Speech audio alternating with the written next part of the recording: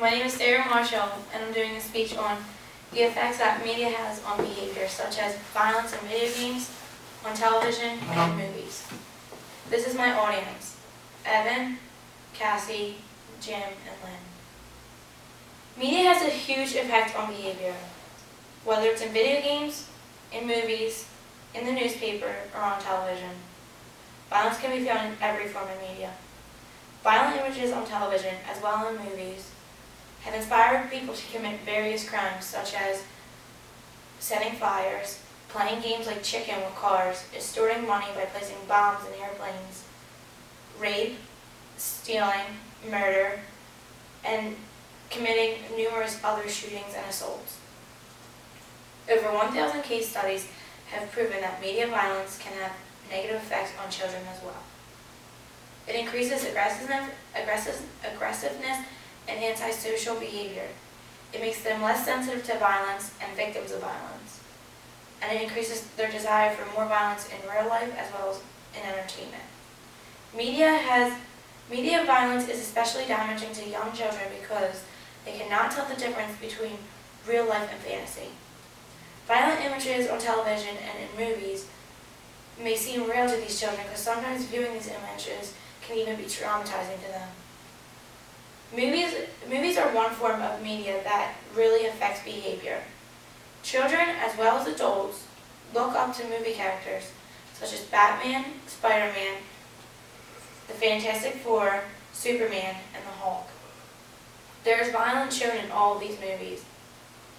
Especially today, with the advances in technology such as surround sound, big screens, and high definition, violence becomes more real to viewers.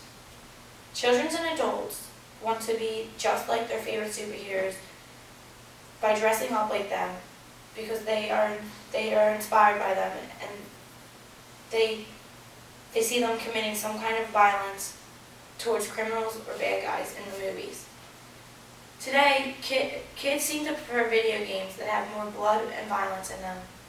Most games, even sports games, show some kind of violence, whether it is killing, bombing, stabbing, or tackling another player. There are even games that are based on military and wars. In the military games, it shows real-life things such as the guns that the military uses and the blood they see every day. There are also games that depict people shooting aliens. The ratings that are supposed to keep these violent games away from kids do not always work. The ratings prevent children from buying the games themselves, but it doesn't stop the parents from buying them for them. Many times parents don't even know what they're buying for their children, and if the parents aren't buying them, children are begging older siblings to buy the games for them, and the siblings do because they either don't care or don't realize the violence they're subjecting their siblings to. There are ratings that are supposed to protect kids from violence. The ratings range from early childhood to adults only. To buy a game rated teen, children must be at least 13. To buy a game rated mature, people have to be over the age of 17. Adults only means that anyone over 18 can buy these games. There are also sub-ratings. Some are as bad as blood and gore, which means depictions of blood and mutilated body parts are shown in these games. It is rare now to find a children's cartoon that does not depict some type of violence or comedic aggression.